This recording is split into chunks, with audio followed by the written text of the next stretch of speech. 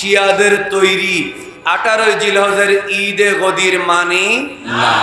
আবার বাংলাদেশে যারা সুপাশিয়া কি শিয়া, তারা একটা শব্দ বলে, তারা বলে আমরা খলিফা মানি না, আমরা বলি মাওলা ইয়তের অভিষেক।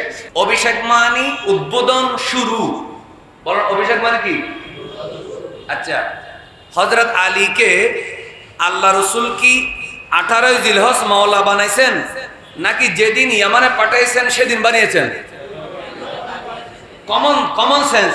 ইয়ামানে যেদিন পাঠিয়েছেন সেদিনেই তো হযরত আলীকে আমার নবী ওই দলের জন্য মাওলা বানিয়েছেন, অভিভাবক বানিয়েছেন, সরদার বানিয়েছেন। সুবহানাল্লাহ বলেন। কি বানিয়েছেন? সরদার বানিয়েছেন, সেনাপতি বানিয়েছেন, অভিভাবক বানিয়েছেন, দায়িত্বশীল বানিয়েছেন সেদিন যেদিন হযরত আলী কোথায় গিয়েছিলেন? ইয়েমনে গিয়েছিলেন। তো সেই কথাটা আমার নবী 18 জিলহজ বলতেছেন, আমি যাকে মাওলা বানাইছি তার নেতৃত্ব মেনে নিতে সমস্যা কোথায়? আমি যাকে মাওলা হিসেবে পাঠিয়েছি তার সিদ্ধান্ত মানতে তোমাদের চিন্তা কিসের? একটু জোরে বলেন না সুবহানাল্লাহ। তো আপনারাই বলেন, মাওলার অভিষেক কি 18 জিলহজ হয়েছে নাকি আরো আগে হয়েছে? তাহলে বুঝে গেল শিয়াদের দ্বিতীয় নম্বর দাবিও বুয়ো। বলেন দ্বিতীয় নম্বর দাবিও কি? কারণ সেদিন তো বানানো হয় নাই। সেদিন তো বলছেন আমি যাকে মাওলা বানিয়েছিলাম সেই মাওলার বিরুদ্ধে মামলা করার অধিকার কে দিয়েছে? আমি যাকে মাওলা বানিয়েছিলাম তোমাদের তার বিরুদ্ধে অভিযোগ করার তোমাদের অধিকার কোথায় পাইছো? একটু জোরে বলবেন না সুবহানাল্লাহ। এটা বলার সাথে সাথে তামাম সাহাবায়ে কেরাম রাসূল করিম সাল্লাল্লাহু আলাইহি ওয়াসাল্লামের কথাটা মেনে নিয়েছেন। সিদ্দিক আকবর মেনে নিয়েছেন, ফারুক আজম মেনে নিয়েছেন। সবাই বলেছেন হ্যাঁ, আপনার সিদ্ধান্ত যেমন আমরা মানি, আলীকেও আমরা মাওলা মানি। তার মানে হযরত আলীর সিদ্ধান্ত ভুল হয় না। উনি কোন সিদ্ধান্ত নিলে অবশ্যই সেটা আমরা সম্মানের সাথে গ্রহণ করব। একটু মহব্বতে বলবেন না সুবহানাল্লাহ। তাহলে শিয়ারা 18 তারিখ একটা কথাকে কেন্দ্র করে ঈদ কেন করে? এটার আসল কারণটা বলি। এটার আসল কারণ হলো 18 জিলহজ 35 হিজরি জিলহজ মাসের 18 তারিখ ওসমানে জিন্নুরাইন রাদিয়াল্লাহু তাআলা আনহু শাহাদাত বরণ করেছেন। বলেন ইন্না লিল্লাহি ওয়া ইন্না ইলাইহি রাজিউন। বলুন, একজন নবীর সাহাবী যেদিন শহীদ হয় সেদিন শিয়ারা কেন খুশি হইল? কারণ দুইটা কারণ। এক, মাওলা আলী রাদিয়াল্লাহু আনহুর ওই দিন নাকি নাউজুবিল্লাহ খলিফা হয়েছে। দ্বিতীয় হলো ওসমান জিন্নুরাইন রাদিয়াল্লাহু তাআলা আনহু যেহেতু শহীদ হলেন, এবার মাওলা আলী কি হতে পারলেন? খলিফা হতে পারলেন। ওই দিন ঘোষণা দেওয়া, এদিন খলিফা হওয়ার সুযোগ হওয়া, এই দুইটা কারণে এরা এটাকে মনে হয় আনন্দের দিন।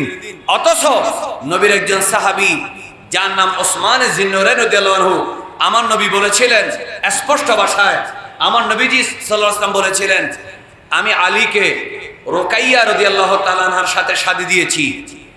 ইন্তেকালের পর উম্মে কুলসুম রাদিয়াল্লাহু তাআলা আনহার সাথে কি দিয়েছি? শাদী দিয়েছি।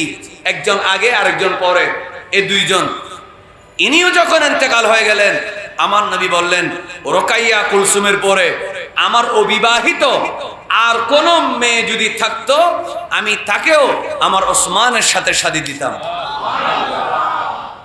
আরেকবার বলেন সুবহানাল্লাহ। তাহলে হযরতে ওসমান রাদিয়াল্লাহু আনহুর সাথে আমার নবীর ভালোবাসার সম্পর্ক আছে না নাই? আরেকবার বলেন। কোন সন্দেহ আছে? তো তিনি যেদিন নির্মমভাবে শহীদ হলেন, তাও বাগী বিদ্রোহীদের হাতে মিথ্যা অভিযোগ দিয়ে, মব ভায়োলেন্স তৈরি করে, মিথ্যা উত্তেজনা তৈরি করে, স্বজনপ্রীতির অভিযোগ দিয়ে, টাকা আত্মসাতের অভিযোগ দিয়ে হযরত ওসমান জিন্নুরাইন রাদিয়াল্লাহু আনহুকে যখন শহীদ করা হলো, ওই দিন উনি কোরআন তেলাওয়াত করছিলেন। সে কোরআন তেলাওয়াতে সময় ওনাকে যখন শহীদ করা হলো, সে রক্ত মোবারক কোরআন শরীফের কপির মধ্যে পড়েছে। এখনো সে কোরআনুল কারীম সম্ভবত তুরস্কের ওই মিউজিয়ামের মধ্যে এখনো রক্তমাখা কোরআন আছে। একটু জোরে বলেন না সুবহানাল্লাহ। 18 জিলহজ 35 হিজরি। কয় হিজরি? 18 জিলহজ কয় হিজরি? 18 জিলহজ যেদিন ওসমান জিন্নুরাইন রাদিয়াল্লাহু আনহু শহীদ হয়ে গেলেন, সেদিন শিয়ারা আনন্দ দিবস পালন করে। যেহেতু আমরা মাওলা আলীকেও ভালোবাসি, ওসমান জিন্নুরেনকেও ভালোবাসি, সবাই আমার আপন, সবাই আমার অভিভাবক, দুজনেই আমাদের অভিভাবক, দুজনেই আমাদের কাছে সম্মানীয়, দুজনে আমাদের কাছে বরণীয়, দুজনেই আমাদের কাছে অনুসরণীয়, দুজনেই নবীজির জামাতা। সুবহানাল্লাহ বলেন। সুতরাং একজনের শাহাদাতের পরে আরেকজন খলিফা হলেন, সেজন্য ওই শাহাদাতের দিন কোন অবস্থাতেই নবীর যুগে, সাহাবীর যুগে 100 বছর, 200 বছর, 300 বছর পর্যন্ত কেউ যেদিন ঈদ পালন করা হয় নাই, 352 হিজরিতে সর্বপ্রথম মুইজ্জুদ্দৌলা নামক একজন খলিফা, একজন জালেম, একজন শিয়া শাসক 352 বছর পরে যেটাকে ঈদের দিন বানাইছে, আওয়াজ করে বলুন, আমরা সেটা কোনোদিন ঈদের দিন পালন করতে পারবো?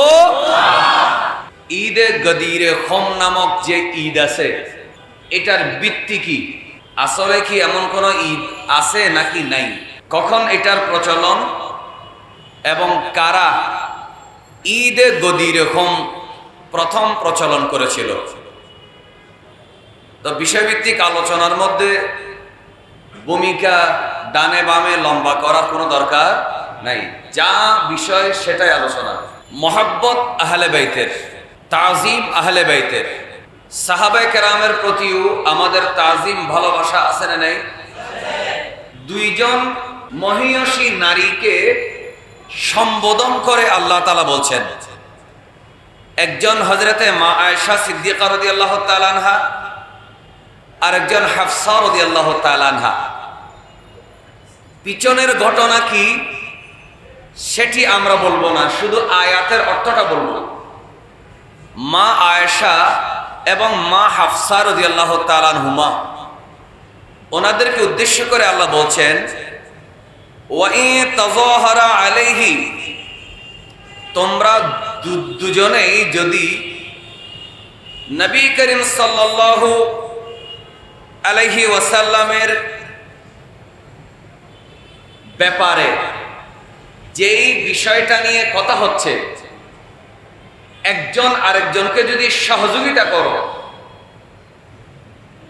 আয়েশা এবং হাফসা রাদিয়াল্লাহু আনহুমা, এই দুজন একজন আরেকজনকে যদি সহযোগিতা করো, এই দুজনের একে অপরের সহযোগিতার কারণে রাসূল করিম সাল্লাল্লাহু আলাইহি ওয়াসাল্লাম যদি পেরেশান হন, কি হন? পেরেশান হন, নবী করিম সাল্লাল্লাহু আলাইহি ওয়াসাল্লাম যদি কষ্ট পান, আল্লাহ নবীর দুইজন স্ত্রী আমাদের মাকে বলতেছেন, তোমাদের দুইজন একজন আরেকজনকে সহযোগিতা করছো একটা নির্দিষ্ট ব্যাপারে, সেই বিষয়ে আলোচনা আজকে নয়। তাহলে মনে রাখো, ফাইন্নাল্লাহা হুয়া মাওলাহু, নিশ্চয় আমার নবীর মাওলা আল্লাহ। নবীর মাওলাকে আল্লাহ বলেন সাল্লাল্লাহু আলাইহি ওয়াসাল্লাম। ওয়া জিবরিলু, নবীজির মাওলা জিবরিল। সুবহানাল্লাহ বলেন। ওয়া সালিহুল মুমিনিন, নবী করিম সাল্লাল্লাহু আলাইহি ওয়াসাল্লামের মাওলা ঈমানদারের মধ্যে নেককার মুমিনরা। ওয়াল মালাইকাতু বা'দা যালিকা যাহির, শুধু তা না, আল্লাহ নবীর মাওলা, জিবরাইল আলাইহিস সালাম নবীর মাওলা, শুধু তা না, সমস্ত ঈমানদার নেককাররা নবী করিম সাল্লাল্লাহু আলাইহি ওয়াসাল্লামের মাওলা। এছাড়াও আল্লাহর যত ফেরেশতা আছে সবাই নবীর মাওলা। আরেকবার মহব্বতে বলি সুবহানাল্লাহ। এখন প্রশ্ন হলো, এই মাওলা মানে কি? এই আয়াতে আল্লাহ বুঝাতে চাচ্ছেন, আমার নবীকে আপনারা কষ্ট পায় এরকম কোন আচরণ করিয়েন না। নবীর স্ত্রীগণকে নসিহত করে আল্লাহ তাআলা মূলত সমস্ত ঈমানদারদেরকে জন্য, নারীদের জন্য একটা আদর্শ দিয়েছেন। সুবহানাল্লাহ বলেন। তো আপনারা এমন কোন কাজ করবেন না যাতে নবী করিম সাল্লাল্লাহু আলাইহি ওয়াসাল্লাম দুশ্চিন্তা করেন। আপনারা যদি করেনও, তারপরও মনে রাখবেন আমি আল্লাহ আমার নবীর সাথে আছি, আমার ফেরেশতা জিবরাইল আমার নবীর সাহায্যকারী, সমস্ত ঈমানদাররা নবীর সাহায্যকারী, সমস্ত ফেরেশতারা নবীর বন্ধু, আপন এবং সাহায্যকারী। আরেকবার মুহাম্মদে বলেন সুবহানাল্লাহ। তাহলে এখানে মাওলা মানি আপন সাহায্যকারী। বলেন মাওলা মানে কি? আমাকে সহযোগিতা করেন। মাওলা মানে কি? আপন সাহায্যকারী, সহায়। সাহায্য দুই ধরনের, বড় ছোটকে সাহায্য করে, আবার হেল্পার ড্রাইভারকে সাহায্য করে। হেল্পার মানে সাহায্যকারী। তো হেল্পার বড় না ড্রাইভার বড়? বলে না, হেল্পার বড় না ড্রাইভার বড়? তাহলে বোঝা গেল বড় ছোটকে সাহায্য করা এটা এক ধরনের, আবার ইমানদার নবীকে সাহায্য করা এটা আরেক ধরনের। নবী সাল্লাল্লাহু আলাইহি ওয়াসাল্লাম উম্মতকে সাহায্য করেন, ঠিক না? আবার উম্মত অন্যান্য নবীগণ সাহাবে কেরাম নবীকে সাহায্য করেন কিভাবে? রাসূল করিম সাল্লাল্লাহু আলাইহি ওয়াসাল্লাম যা যা যা বলেছেন তা করাই হলো নবীর সাহায্য। আচ্ছা, তাহলে মাওলা মানে সাহায্যকারী, বন্ধু, আপন। এবার আসলে কোরআনের মধ্যে আছে, উনি হাফেজ সাহেব নামাজ পড়াইছেন, মাশাআল্লাহ খুব ভালো লেগেছে। আমার ভাই আলেম, আমার ডানে যিনি আছেন খতিবে মুকাররম, তিনি তো একজন মুজাহিদে আহলে সুন্নাত। বলেন মারহাবা। তো ইনারা জানেন কোরআনে মাওলা শব্দ অনেক জায়গায় আছে। নেমাল মাওলা আছে না নেই? আছে।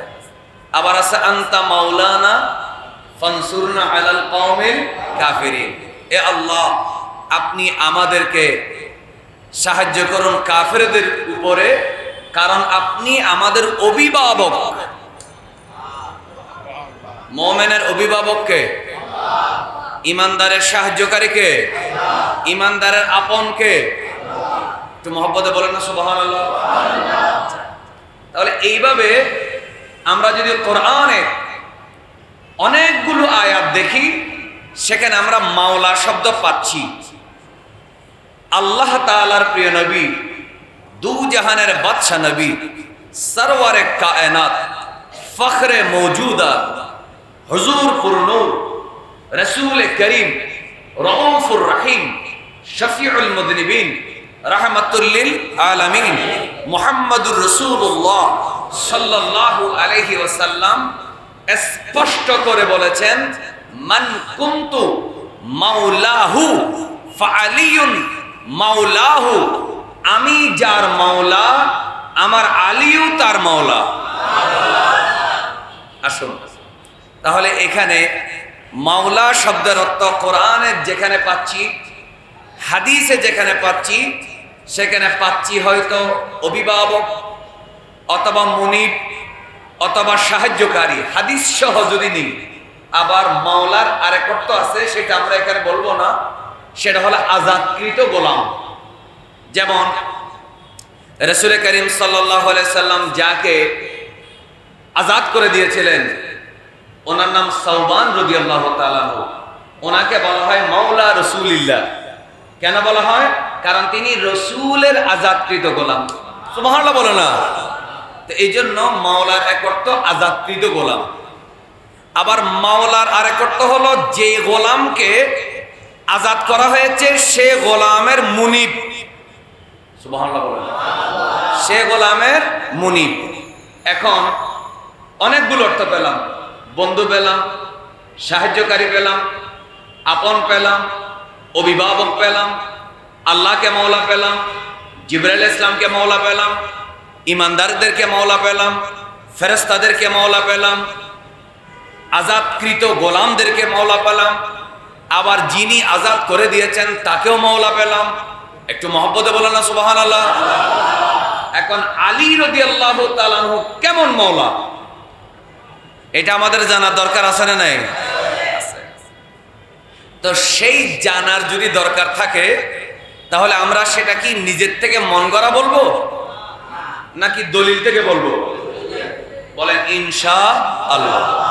আছে এ মান কুনতু মাওলাহু ফাআলিয়ুন মাওলাহু, এই কথাটা রাসূল করিম সাল্লাল্লাহু আলাইহি ওয়াসাল্লাম হযরত আলী রাদিয়াল্লাহু তাআলা আনহুর হাত ধরে সমস্ত সাহাবীদের সামনে বলেছিলেন 10ম হিজরির জিলহজ মাসের 18 তারিখ মক্কা এবং মদিনার মাঝখানে একটা জলাশয় অথবা পুকুর অথবা কুয়া ছিল। সেই কুয়ার নাম, জলাশয়ের নাম, জলাধারের নাম অথবা পুকুরের নাম ছিল খোম। খোম নামক পুকুরের পাড়ে দাঁড়িয়ে রাসূল করিম সাল্লাল্লাহু আলাইহি সাল্লাম মাওলা আলী রাদিয়াল্লাহু তাআলা আনহুর হাত ধরলেন। হাত ধরে সবাইকে বললেন, মান কুনতু মাওলাহু ফাআলিয়ুন মাওলাহু, আমি যার মাওলা আলীও তার মাওলা। আরেকবার মহব্বতে বলেন সুবহানাল্লাহ। এটা হলো হাদিসের ঘটনার তারিখ। 10ম হিজরির কোন মাস? সবাই বলেন কোন মাস? কয় তারিখ? 18। 10 তারিখ না, 18 তারিখ। 18 তারিখ। আসুন এবার আমরা এটাকে কেন্দ্র করে দুই দল। এক দল হলো আহলে সুন্নাত, আমরা কি গর্জন করে বলেন আমরা হাদিসটা মানি, রাসূল করিম সাল্লাল্লাহু আলাইহি ওয়াসাল্লামকে মাওলা মানি, আমরা হযরত আলীকেও মাওলা মানি, আমাদের অভিভাবক মানি, বলেন না আমাদের অভিভাবক, আমাদের ইমাম, আমাদের পথ প্রদর্শক, আমাদের মুর্শিদ, আমাদের মুনিব, আমাদের সাহায্যকারী, আমাদের বন্ধু। একটু মহব্বতে বলেন সুবহানাল্লাহ। এটা আহলে সুন্নাত ওয়াল জামাত। আর শিয়ারা বলে মাওলা মানি খলিফা। আচ্ছা, রাসূল করিম সাল্লাল্লাহু আলাইহি ওয়াসাল্লামের পরে নবী যদি বলে থাকেন আমার পরে আলী রাদিয়াল্লাহু তাআলা আনহু খলিফা হবেন, যদি বলে থাকেন, সবাই বলুন আবু বকর সিদ্দিক রাদিয়াল্লাহু তাআলা আনহু আমার নবীর এই নির্দেশের বিরোধিতা কোনদিন করবেন? আওয়াজ করবেন, করবেন? রাসূল করিম সাল্লাল্লাহু আলাইহি ওয়াসাল্লাম যদি বলে থাকেন, আমার দিকে দেখবেন, একটু অনুরোধ, আমার পরে আলী রাদিয়াল্লাহু তাআলা আনহু খলিফা হবেন, সাজ্জাদানশীন হবেন, আমার মুসাল্লায় ইমামতি করবেন, খলিফাতুল মুসলিমিন হবেন, আমিরুল মুমিনিন হবেন, তাহলে হযরত ওমর রাদিয়াল্লাহু আনহু যিনি নবীজির শ্বশুর ছিলেন, কোনদিন আমার নবীর এই নির্দেশের ব্যতিক্রম করার ওনার কোন ধরনের এই ধরনের ইচ্ছা আছে? বলেন না, কোনদিন করতে পারে না। তাহলে কয়জন গেল? 2। প্রথম খলিফা আবু বকর সিদ্দিক রাদিয়াল্লাহু তাআলা রাসূল করিম সাল্লাল্লাহু আলাইহি ওয়াসাল্লামের পরে 2 বছরের বেশি খলিফা ছিলেন। এরপরে হযরত ওমর রাদিয়াল্লাহু তাআলা 10 বছর খলিফা ছিলেন। এরপরে ওসমান জিন্নুরাইন রাদিয়াল্লাহু তাআলা আনহু 12 বছরের বেশি খলিফা ছিলেন। আপনারা বলুন, সিদ্দিক আকবর, ওমর রাদিয়াল্লাহু আনহুমা এরা দুজন যদি নবীর শ্বশুর হয় এবং রাসূল করিম সাল্লাল্লাহু আলাইহি ওয়াসাল্লাম যদি এভাবে চেহারার দিকে তাকিয়ে যদি বলে আবু বকর ফিল জান্নাহ, ওমর ফিল জান্নাহ, ওসমান ফিল জান্নাহ, আমার আবু বকর জান্নাতি, আমার ওমর জান্নাতি, আমার ওসমান জান্নাতি, ওয়া আলিউন ফিল জান্নাহ, আমার আলিউ জান্নাতি। নবী করিম সাল্লাল্লাহু আলাইহি ওয়াসাল্লাম যাদেরকে দুনিয়ায় থাকতে জান্নাতের সার্টিফিকেট দিয়ে ফেলেছেন, এরা কোনোদিন আমার নবীর ওসিয়ত, আমার নবীর নির্দেশ কোনোদিন ব্যতিক্রম করতে পারেন না, অমান্য করতে পারেন না। তাহলে এখানেই বুঝেন, আমরা বলি মাওলা মানি অভিভাবক, মাওলা মানি আমাদের সরদার, মাওলা মানি আমাদের বন্ধু, মাওলা মানি আমাদের সাহায্যকারী। সুবহানাল্লাহ বলে। আর শিয়ারা বলে নবীজি 10ম হিজরি বিদায় হজের থেকে যাওয়ার সময় ওই দিনেই বলে গেছে আমার পরে আলী মাওলা হবে, মানে আমার পরে হযরত আলী খলিফা হবে। একটু নাউজুবিল্লাহ বলেন। হযরত আলী রাদিয়াল্লাহু আনহুকে আমরা চতুর্থ খলিফা মানি। বলেন মানি কি মানি না?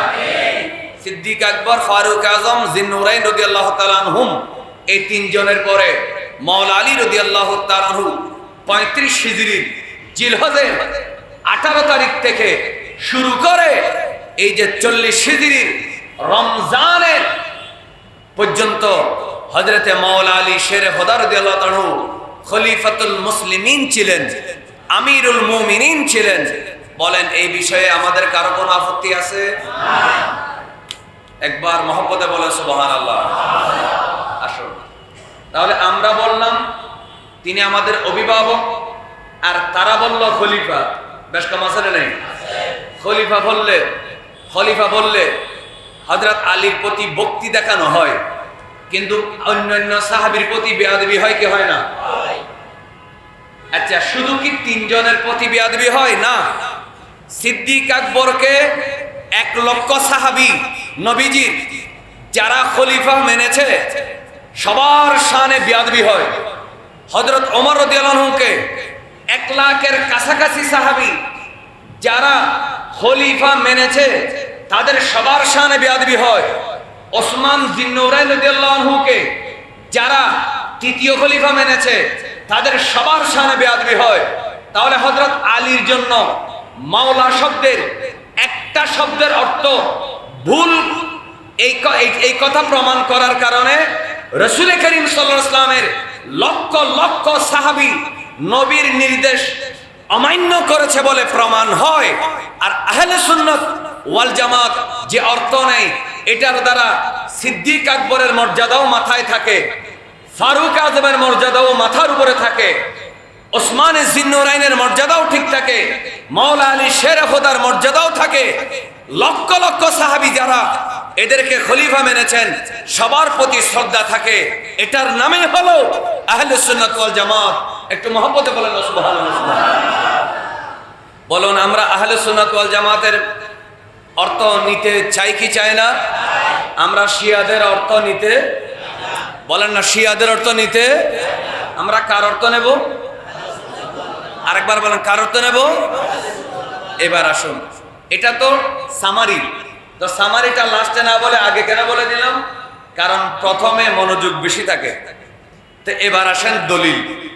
মুসলিম শরীফ কিতাবু মানাকিবি ফাদাইলিস সাহাবা, ফাদাইলে সাহাবার অধ্যায় বাবু মিন ফাদাইল আলী ইবনে আবি তালিব রাদিয়াল্লাহু তাআলা আনহু, হযরতে যায়েদ ইবনে আরকাম রাদিয়াল্লাহু তাআলা আনহু বর্ণনা করছেন। আমি হাদিসটা আপনাদের কাছে তেলাওয়াত করছি, মহব্বতের সাথে শুনুন।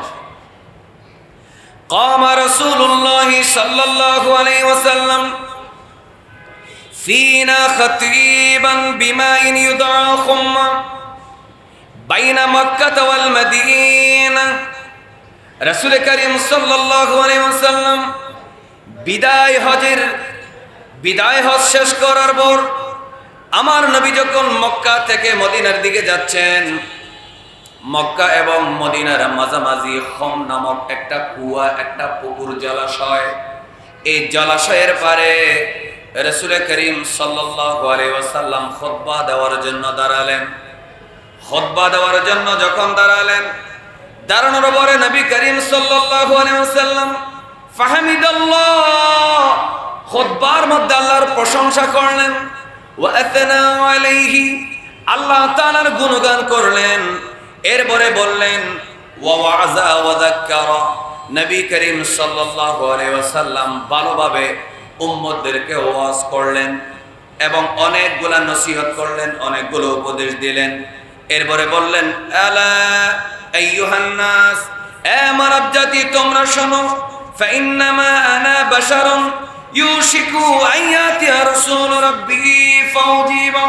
হে আমার সাহাবায়ে কেরাম তোমরা শোনো, আমি জিন জাতি নই, আমি ফেরেশতা নই, আমি বাশারের মধ্যে, মানব জাতির মধ্যে রাসূল হিসেবে দুনিয়াতে আসছিলাম। কিন্তু এ আমার সাহাবীরা শোনো, কিছুদিনের মধ্যে আল্লাহর পক্ষ থেকে একজন ফেরেশতা আসবে, তিনি আমাকে ডাক দিবেন, উনি ডাক দেওয়া মাত্র আমি ওনার ডাকে সাড়া দিয়ে চলে যাব। তার মানে আজরাইল মালাকুল মউত আলাইহিস সালাম আল্লাহর দরবার থেকে আমার কাছে আসবেন, আমার কাছে অনুমতি চাইবেন।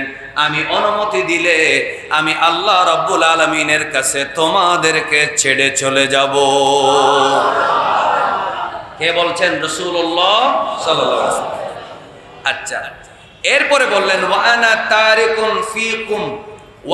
তারিকুন ফীকুম সাকালাইন, আমি তোমাদের মধ্যে দুটি ভারী ভারী জিনিস রেখে যাচ্ছি।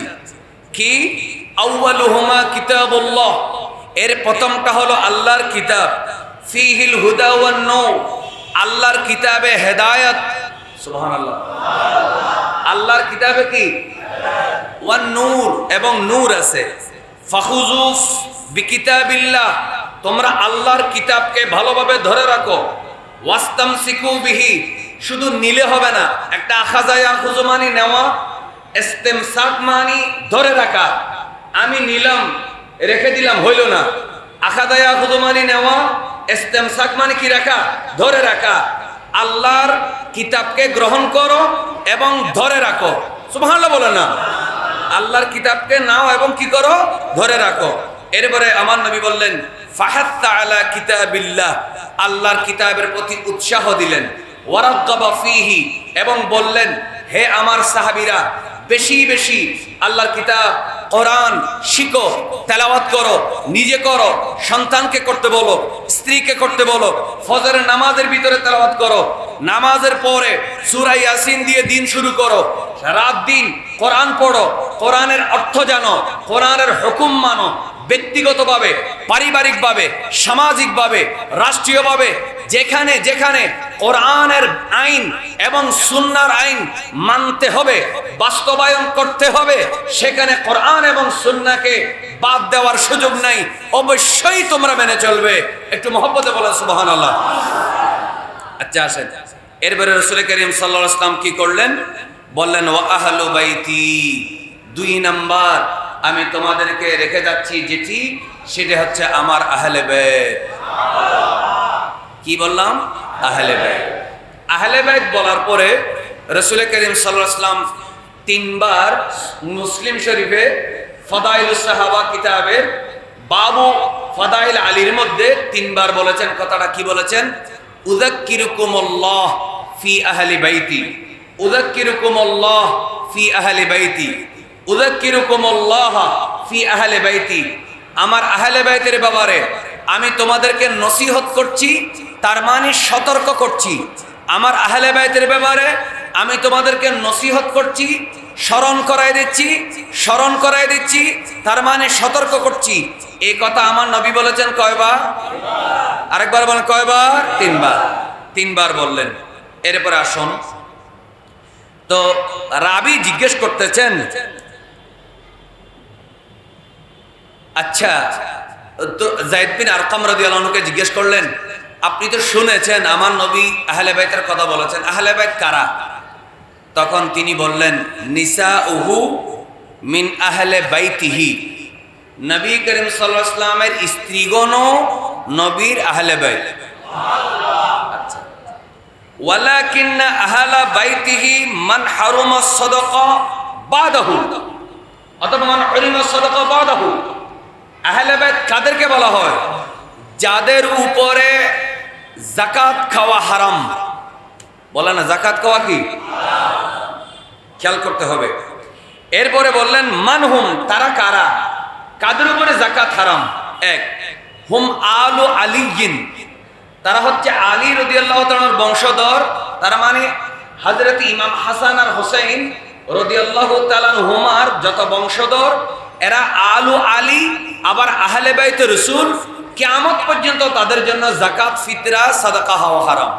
সুবহানাল্লাহ বলেন। আচ্ছা, ওয়া আলু আকিল, দেখেন এখানে আহলে বাইত বলতে কাকে বোঝানো হচ্ছে? আকিল, হযরত আলী রাদিয়াল্লাহু আনহুর এক ভাইয়ের নাম কি? আকিল, আকিলের বংশধর। জাফর রাদিয়াল্লাহু আনহুর বংশধর। ওয়া আলু আব্বাস, আব্বাস রাদিয়াল্লাহু তাআলা আনহু বংশধর। তার মানে এরা যাকাত খাইতে পারবে না। কুল্লু হাউলাই হারামাস সাদাকা, এদের সবার জন্য কি যাকাত খাওয়া কি হারাম? ক্বালা নাম, বলেন হ্যাঁ।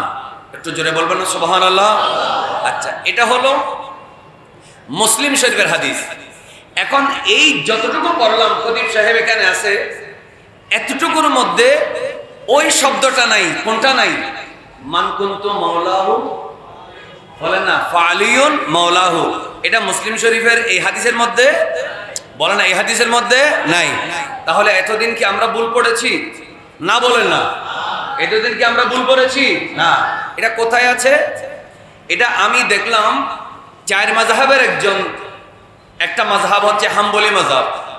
হাম্বলি মাযহাবের যিনি ইমাম, ওনার নাম আহমদ ইবনে হাম্বল রাদিয়াল্লাহু আনহু। এই আহমদ ইবনে হাম্বলের মুসনাদে আহমদে আমি টোটাল চার জায়গায় পড়েছি। আরো এক জায়গায় আছে, সেটা আমি তালাশ করে দেখি নাই। টোটাল 5 জায়গায় আছে। সুবহানাল্লাহ বলবেন না? কোন কথাটা আছে?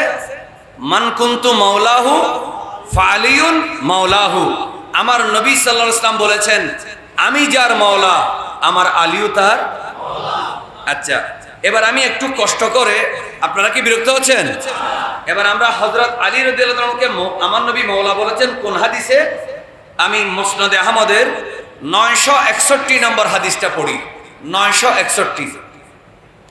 হযরতে রাসূল করিম সাল্লাল্লাহু আলাইহি ওয়াসাল্লামের একজন সাহাবী হযরতে আব্দুর রহমান বিন আবি লাইলা বলছেন, শাহিদতু আলিয়ান ফির রাহবা ইয়ানশুদুন নাস আনশুদুল্লাহ মান সামিআ রাসূলুল্লাহ সাল্লাল্লাহু আলাইহি ওয়াসাল্লাম ইয়াকুল। হযরত আলী রাহবা নামক জায়গায়, এটা মক্কা মদিনা নয়, মক্কা মদিনার বাইরে রাহবা নামক একটা জায়গায় হযরত আলী, তখন আমার নবী দুনিয়াতে নাই। আল্লাহ রাসূল সাল্লাল্লাহু আলাইহি ওয়াসাল্লাম কোথায় চলে গেছেন? রওজা পাকে চলে গেছেন। এর অনেক দিন পর একদিন রাহবা নামক জায়গায় যে কোনো একটা কারণে হযরত আলী রাদিয়াল্লাহু তাআলা আনহু দাঁড়ালেন।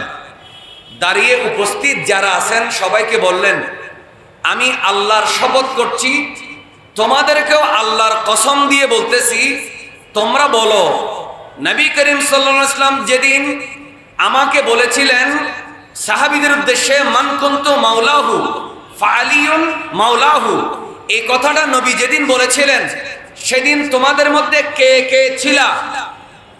সুবহানাল্লাহ বলেন। তোমাদের মধ্যে কে কে ছিলা?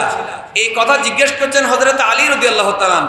এমন সময় আমি দেখলাম হঠাৎ করে ফাকামা 12 বদরিয়ান, বদরের যুদ্ধে যুদ্ধ করেছে, বদরের যুদ্ধে শরীক হয়েছে, এই ধরনের 12 জন বদরি সাহাবী দাঁড়ালেন।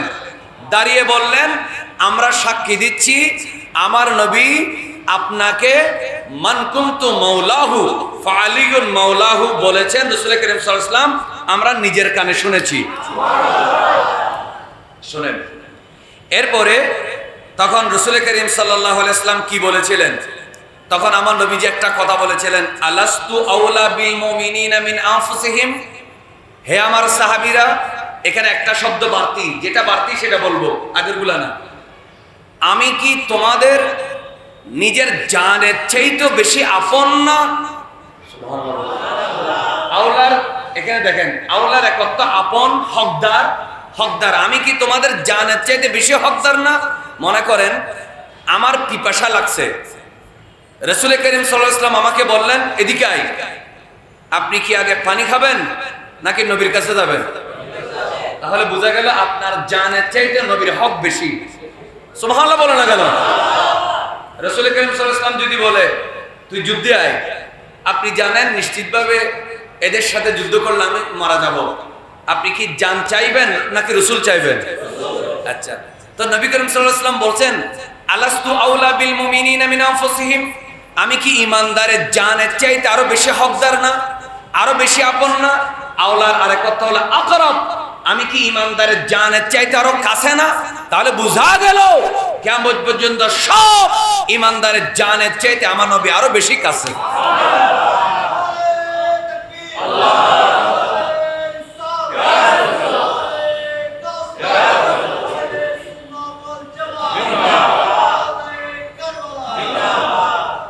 আসেন, তো নবী করিম সাল্লাল্লাহু আলাইহি ওয়াসাল্লাম বলেন, ওয়া আজওয়াজি উম্মাহাতুহুম, আমি কি তোমাদের জানের চাইতে বেশি হকদার না, এবং আমার স্ত্রীগণ কি ইমানদারের মা না? সুবহানাল্লাহ বলো। আচ্ছা, তখন ফাকুলনা বালা, তখন আমরা সবাই বললাম ইয়া রাসূলুল্লাহ, হ্যাঁ। তখন নবী করিম সাল্লাল্লাহু আলাইহি ওয়াসাল্লাম বললেন, ফামান কুনতু মাওলাহু ফাআলিয়ুন মাওলাহু, আমি যার অভিভাবক আলীও তার অভিভাবক, আমি যার বন্ধু আলীও তার বন্ধু। আমাকে যে আপন মানে আলীকেও সে অবশ্যই আপন মানতে হবে। তাকে আপন, আমাকে যে সাহায্য করবে আলী রাদিয়াল্লাহু আনহু কেউ তাকে সাহায্য করতেই হবে। একটু জোরে বলবেন না সুবহানাল্লাহ। আচ্ছা, এরপরে আমার নবীজি সাল্লাল্লাহু আলাইহি ওয়াসাল্লাম একটা দোয়া করলেন। দোয়াটা কি?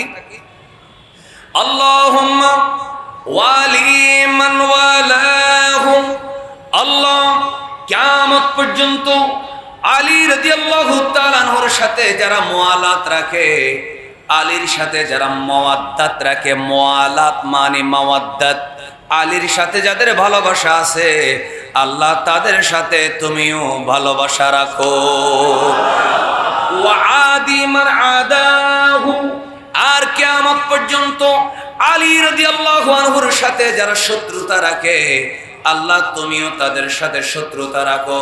তার মানে হলো কিয়ামত পর্যন্ত ওয়াহাবি বলেন, খারজি বলেন, রাফেজি বলেন, শিয়া বলেন, মওদুদি বলেন, কোন ফেরকার লোকেরা কারবালার মাহফিল করে না, মাওলা আলী শেরে খোদার কনফারেন্স করে না, মাওলা আলী শেরে খোদার ওরস করে না, মাওলা আলী শেরে খোদা রাদিয়াল্লাহু তাআলার শাহাদাত দিবস পালন করে না, কোন ফেরকার লোকেরা ইমাম হুসাইনের কারবালার মাহফিল করে না, একমাত্র আহলে সুন্নাত ওয়াল জামাত করে। তার মানে বোঝা গেল আমরা হুসাইনের প্রেমিক, আমরা মাওলা আলীর প্রেমিক, আমরা রাসূল করিম সাল্লাল্লাহু আলাইহি ওয়াসাল্লামকে ভালোবাসি, আর আমাদেরকে ভালোবাসেন আল্লাহ। আরো জোরে আমাদেরকে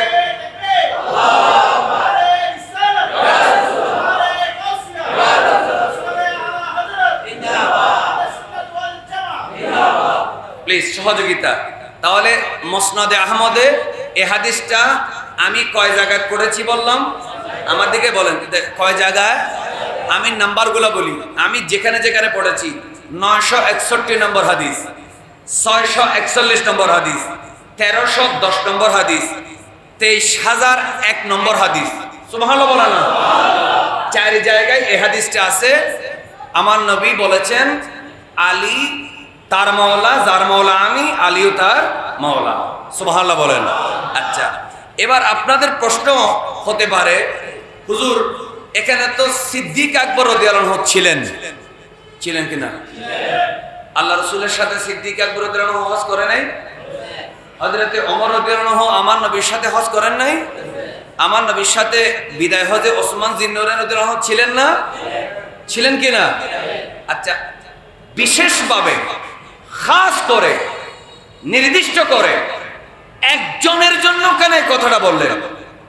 অথচ আমার নবীর পরে তো খলিফা হবেন সিদ্দিক আকবর, এরপরে হবেন ফারুক আজম, এরপরে হবেন ওসমান জিন্নুরাইন, এরপরে হবেন শেরে খোদা রাদিয়াল্লাহু আনহুম, কিন্তু আমার নবী একজনকে কেন বললেন?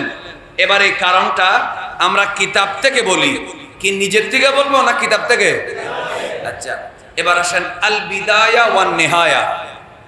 এটা একটা ইসলামের ইতিহাসের নির্ভরযোগ্য যে কিতাবগুলো আছে, সেই কিতাবগুলোর মধ্যে একটা হলো আল বিদায়া ওয়ান নিহায়া।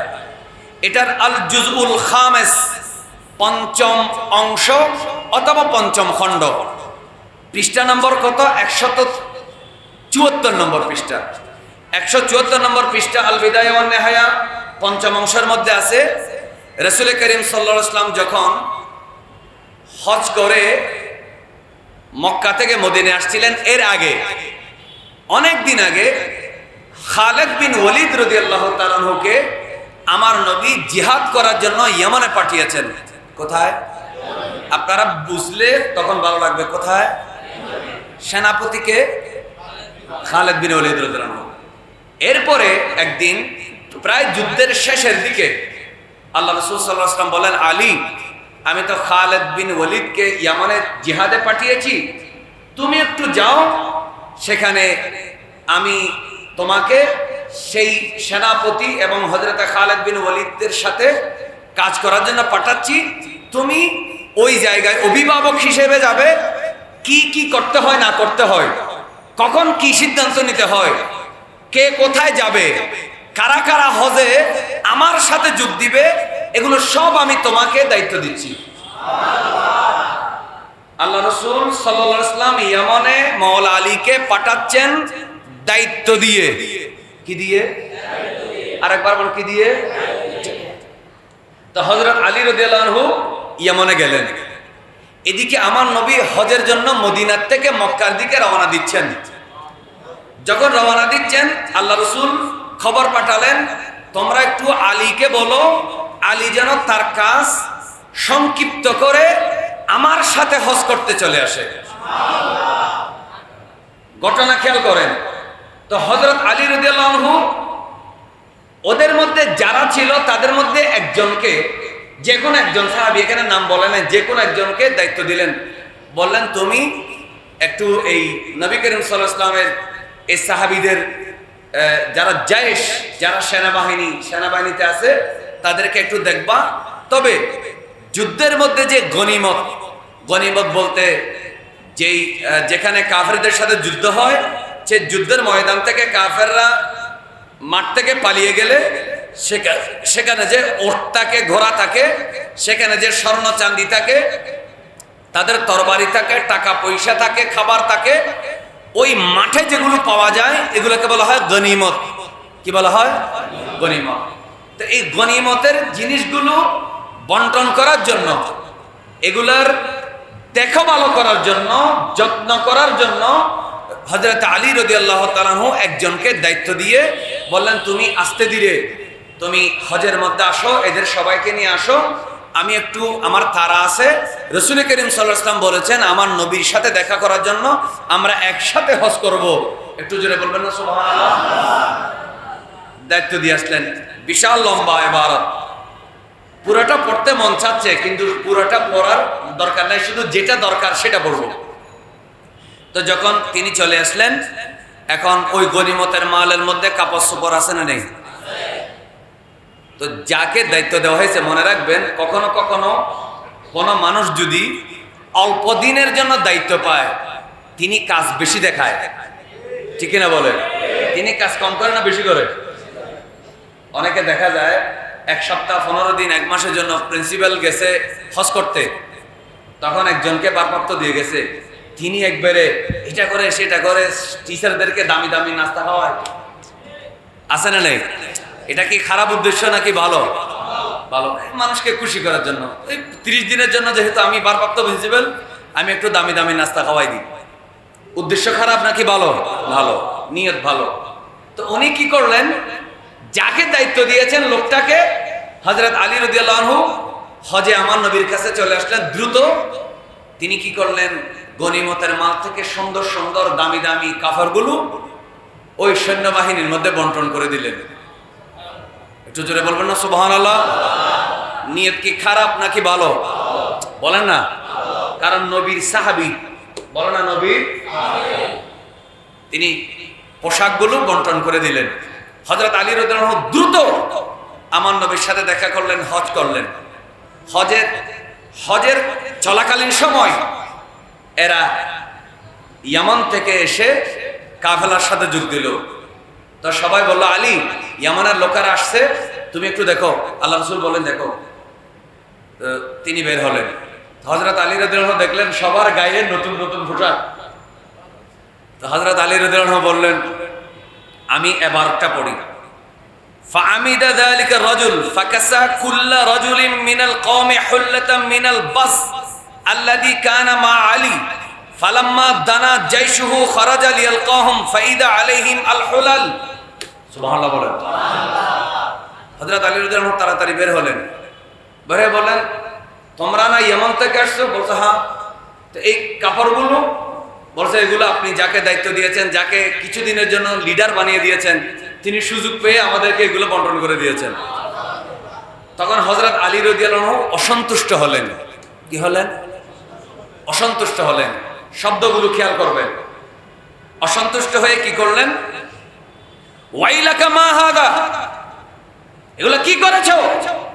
তো তিনি বললেন, কাসাউতুল কওমা লিয়াতাজাম্মালু বিহি ইদা কাদিমু ফিন নাস, আমি এদেরকে একটু ভালো ভালো পোশাকগুলো দিয়ে দিছি, এরা যদি কাপড়গুলো পরে, এরা এমন থেকে যুদ্ধ করে আসতেছে, এরা হাজিদের সাথে যদি হজে যোগ দেয়, দামি কাপড় থাকলে তখন একটু তাদেরকে সুন্দর লাগবে, সুবহানাল্লাহ বলেন, এজন্য দিছি।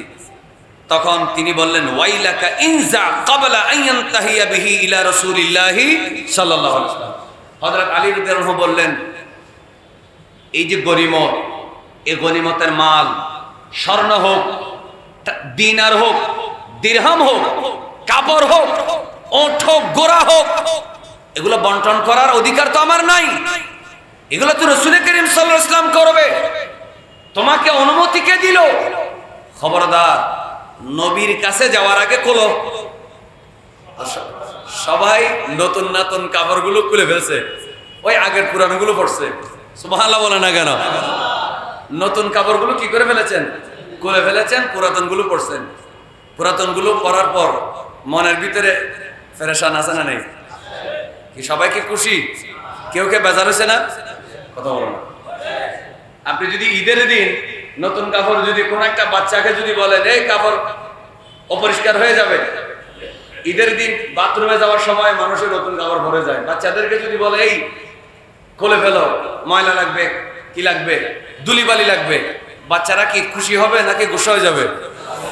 কারণ সাহাবায়ে কেরাম রাদিয়াল্লাহু আনহুমের সাথে আমি তুলনা দিচ্ছি না, কিন্তু যেহেতু এগুলো গনিমতের মাল, ওরা যুদ্ধ করে পেয়েছে, ওনাদের ভিতরে বেয়াদবি ছিল না, আনন্দ ছিল। এই আনন্দ কিছুটা কমে গেছে, সেজন্য ওনারা চেহারা কালো করে রেখেছেন। তো রাসূল করিম সাল্লাল্লাহু আলাইহি ওয়াসাল্লাম তাদের চেহারা দেখলেন, চেহারা দেখার পর দেখলেন সবার চেহারা মলিন। কিরে, সমস্যা কি? তখন একজন সাহস করে বললেন, ইয়া রাসূলুল্লাহ, আমাদেরকে অমুকে এই কাপড়গুলো দিয়েছিল, হযরত আলী রাদিয়াল্লাহু আনহু কাপড়গুলো আমাদের কাছ থেকে খুলে নিয়ে ফেলেছে, এজন্য আমাদের মন খারাপ।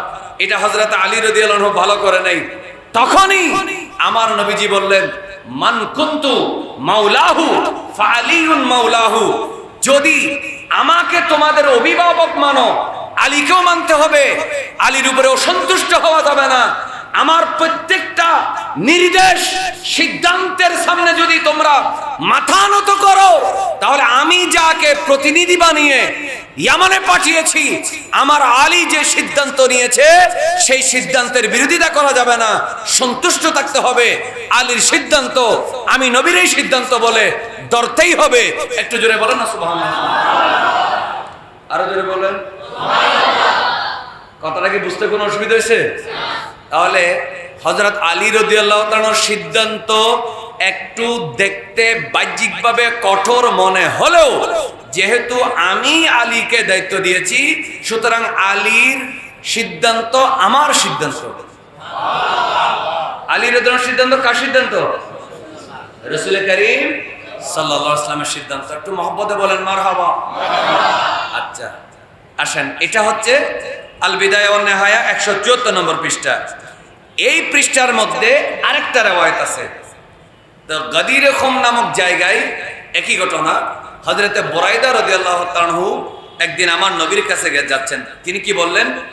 গাজাউতু মা আলী আল ইয়ামান।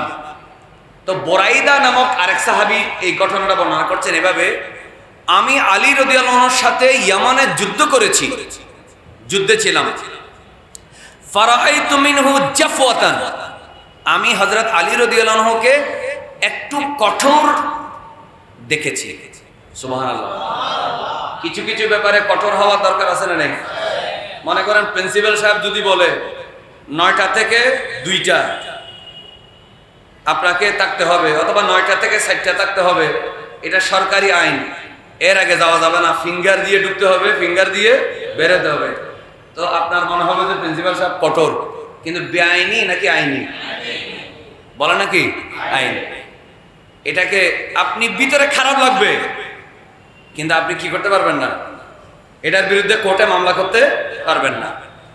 তো হযরত আলী রাদিয়াল্লাহু আনহু কে আমি একটু কঠোর দেখলাম, তো কি করলাম? ফালাম্মা কাদিমতু আলা রাসূলিল্লাহি সাল্লাল্লাহু আলাইহি ওয়াসাল্লাম, আমি একটু আমরা যখন হযরতে রাসূল করিম সাল্লাল্লাহু আলাইহি ওয়াসাল্লামের কাছে আসলাম, যাকারতু আলিয়ান, তো বুরাইদা রাদিয়াল্লাহু আনহু বলেন আমি রাসূলের কাছে ডাইরেক্ট, ওরা তো ডাইরেক্ট যায় নাই, এদের চেহারা দেখে আমার নবী বুঝতে পেরেছে, কিন্তু বুরাইদা রাদিয়াল্লাহু আনহু বলেন আমি সরাসরি নবীর কাছে গেলাম, গিয়ে বললাম ইয়া রাসূলুল্লাহ আপনি আলীকে আমাদের ইয়ামানে পাঠাইছিলেন, হযরত আলী রাদিয়াল্লাহু আনহুকে একটু কঠোর দেখলাম, তো কি করলাম ফাতানাক্কাসতুহু, আমি আলী রাদিয়াল্লাহু তাআলা আনহুর একটুখানি দোষ বা ত্রুটি বর্ণনা করার চেষ্টা করলাম। নাউজুবিল্লাহ বলো না কেন? আচ্ছা, ফারাইতু ওয়াজহা রাসূলিল্লাহি সাল্লাল্লাহু আলাইহি ওয়াসাল্লাম ইয়াতাগায়্যারু, আমি দেখলাম আমার নবীজির চেহারা মোবারক পরিবর্তন হয়ে গেছে। আমার নবীর চেহারা কি হয়ে গেছে? পরিবর্তন হয়ে গেছে। এমন সময় আমার নবীজি বললেন ইয়া বুরাইদা, হে বুরাইদা, আলাস্তু আওলা বিল মুমিনিনা মিন আনফুসিহিম, এ বুরাইদা আমি রাসূল সাল্লাল্লাহু আলাইহি ওয়াসাল্লাম ঈমানদারের জানের চাইতে বেশি কি হকদার না? আমি কি ঈমানদারের জানের চাইতে বেশি আপন নই? এবং এরপরে আমার নবী যখন এই কথাটা বললেন, কুলতু বালা ইয়া রাসূলুল্লাহ, তখন বুরাইদা রাদিয়াল্লাহু আনহু বলেন আমি বললাম ইয়া রাসূলুল্লাহ আপনাকে আমি আমার জানের চাইতে বেশি ভালোবাসি, আপনি আমাদের জানের চাইতে বেশি হকদার, আপনি আমাদের জানের চাইতে বেশি আপন, আপনি আমাদের জানের চাইতে আরো কাছে। এই কথা বলার পরে আল্লাহ রাসূল সাল্লাল্লাহু আলাইহি ওয়াসাল্লাম বললেন তাহলে আলী রাদিয়াল্লাহু তাআলা আনহুর দোষ ত্রুটি বর্ণনা করার অধিকার তোমাকে কে দিল? মান কুনতু মাওলাহু ফাআলিয়ুন মাওলাহু, আলীকে আমি নবীকে যে ব্যক্তি অভিভাবক মানবে, আমি নবীর সিদ্ধান্ত যে মানবে, অবশ্যই অবশ্যই আলী রাদিয়াল্লাহু আনহুর সিদ্ধান্ত তাকে মেনে নিতে হবে। একটু মহব্বতে বলেন মারহাবা। কারণটা বুঝতে পারছেন? বুঝেন না? কারণটা বুঝতে পারছেন? মানে আলীকে ওই ব্যক্তিকে অভিভাবক মানতে হবে যে কাকে মানে, এটা একটা নির্দিষ্ট ঘটনাকে কেন্দ্র করে বলা হয়েছে। যদিও নির্দিষ্ট ঘটনাকে কেন্দ্র করে বলা হয়েছে, তারপরও আমরা সব সময় মাওলা আলী রাদিয়াল্লাহু আনহুকে আমাদের আপন মানি, মাওলা আলীকে আমাদের জানের চাইতে বেশি ভালোবাসি। মাওলা আলীর কলিজার টুকরা সন্তান ইমাম হাসান আর হুসাইন রাদিয়াল্লাহু আনহুমার কদমের একটা ধুলির জন্য খোদার কসম সুন্নিরা জান দিয়ে দিতে পারে, ঠিক কিনা বলেন? মাওলা আলী শের খোদা তো আছেই, মাওলা আলীর সন্তান ইমাম হাসান হুসাইন রাদিয়াল্লাহু আনহুমাকে আমরা ভালোবাসি, ওনার জন্য ওনাদের জন্য আমাদের জান দিতে, বলে না জান দিতে পারে। কিন্তু কোথাকার ঘটনা, কোথায় নিয়ে গেলেন? কোথায় আমার নবী বলেছেন আমাকে যে মানো তাকে হযরত আলী রাদিয়াল্লাহু আনহুর আনুগত্য পোষণ করতে হবে, আমাকে যে সম্মান করে তাকে হযরত আলী রাদিয়াল্লাহু আনহুকে সম্মান করতে হবে, আমাকে যে ভালোবাসে হযরত আলীকে তাকে ভালোবাসতে হবে, আমাকে যে সম্মান করে আলী রাদিয়াল্লাহু আনহুকে তাকে সম্মান করতে হবে। আমার নবী সেটাই বলেছেন। সেটা বাদ দিয়ে শিয়ারা কি করলো? ওই গদিরে হোমের হাদিস নবীজি সাল্লাল্লাহু আলাইহি ওয়াসাল্লামের জবান থেকে যেদিন বের হলো 18 জিলহজ, তারা বলে দিল আমার নবী ওই দিন হযরত আলীকে খলিফা বানাইছে, অন্য সাহাবীরা ষড়যন্ত্র করে ক্ষমতা দখল করে ওনাকে বঞ্চিত করেছে। একটু চিৎকার করে জোরে বলেন নাউজুবিল্লাহ।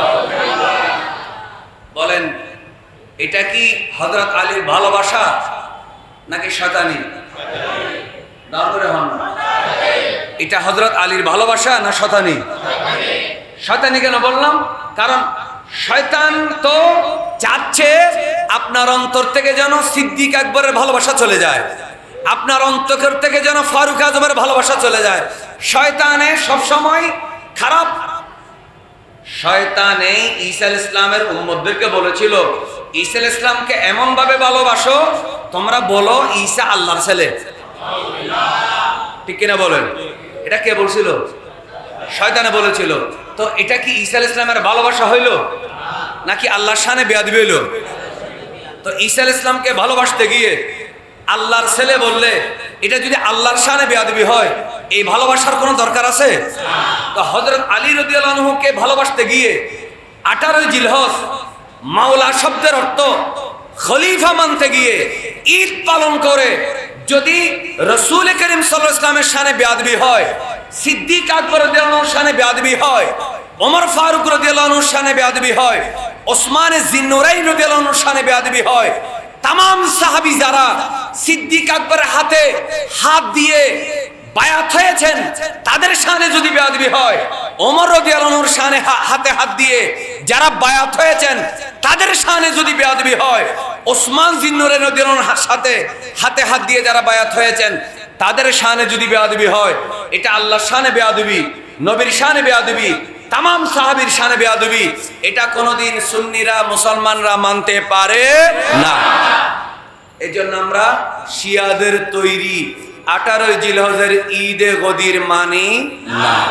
আবার বাংলাদেশে যারা সুপার শিয়া, কি শিয়া, তারা একটা শব্দ বলে, তারা বলে আমরা খলিফা মানি না, আমরা বলি মাওলা ইয়তের অভিষেক।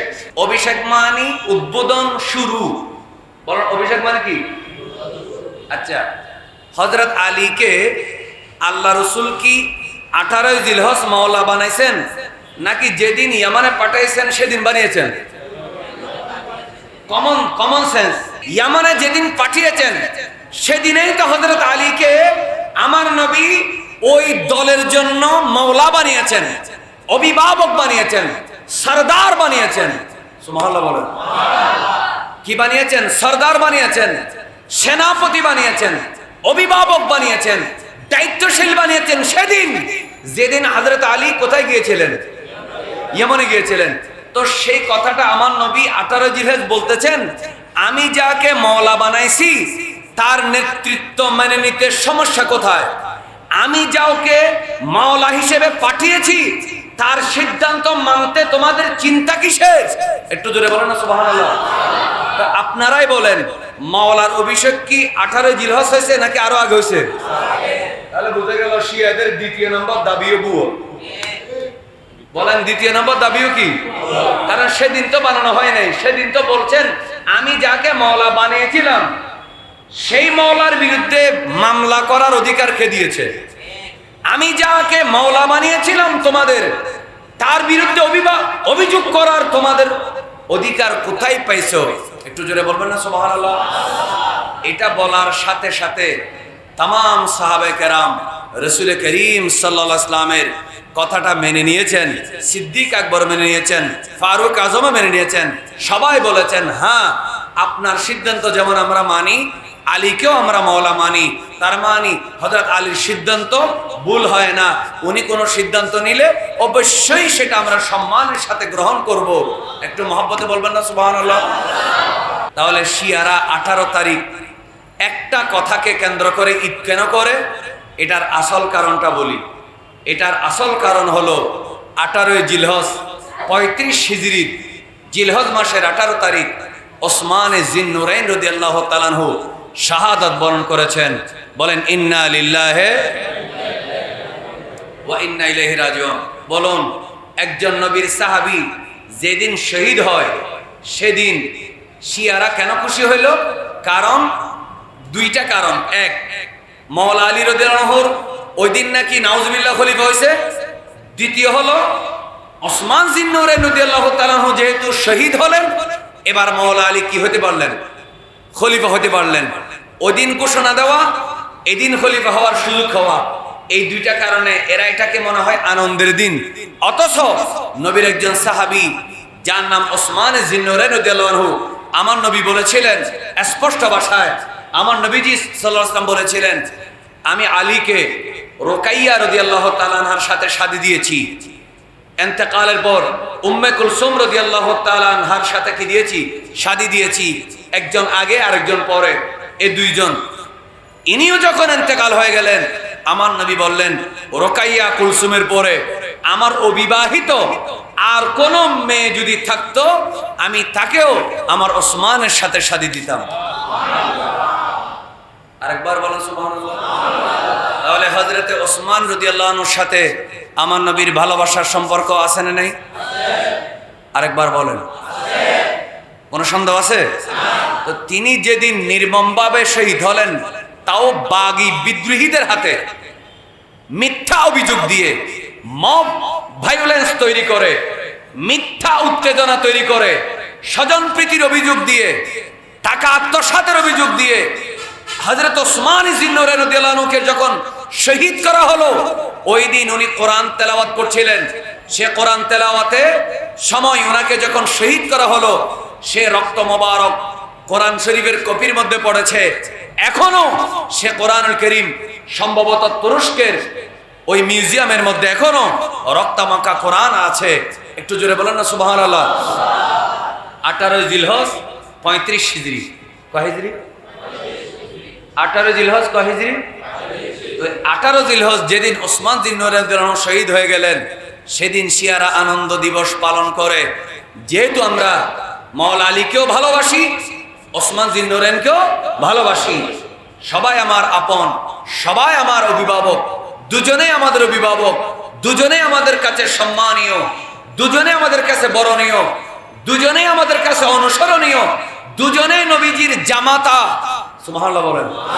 সুতরাং একজনের শাহাদাতের পরে আরেকজন খলিফা হলেন, সেজন্য ওই শাহাদাতের দিন কোন অবস্থাতেই নবীর যুগে, সাহাবীর যুগে 100 বছর, 200 বছর, 300 বছর পর্যন্ত কেউ যেদিন ঈদ পালন করা হয় নাই, 352 হিজরিতে সর্বপ্রথম মুইজ্জুদ্দৌলা নামক একজন খলিফা, একজন জালেম, একজন শিয়া শাসক 352 বছর পরে যেটাকে ঈদের দিন বানাইছে।